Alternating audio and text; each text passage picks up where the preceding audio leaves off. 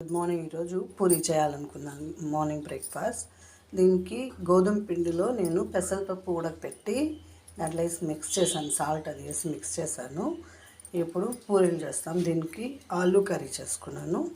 ఇప్పుడు పూరి చేస్తాం. అసలు బాగా ఉడకపెట్టుకొని ఒక 2 విజిల్ పెట్టి ఉడకపెట్టుకొని దాన్ని వేసి ఆ వాటర్ బదులు దాన్ని వేసి సాల్ట్ వేసి కలుపుకున్నాను.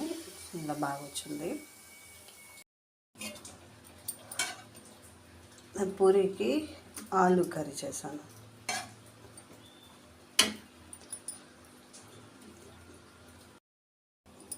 మెత్తగా పెసరపప్పుతో పూరి వేడివేడిగా ఉంది. మీరు కూడా ఇలా ట్రై చేయండి ఒకసారి, బాగుంటుంది. టేస్ట్ కూడా బాగుంటుంది.